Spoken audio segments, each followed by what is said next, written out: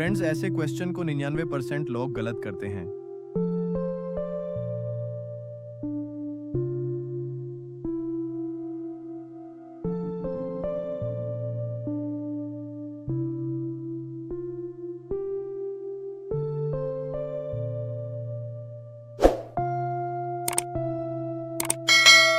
चलिए अब इस क्वेश्चन को बॉडमस रूल के अकॉर्डिंग सॉल्व करते हैं।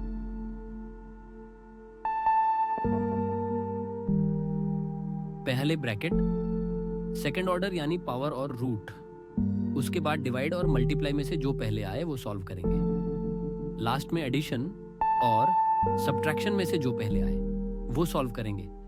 ये ही बॉडमस रूल है।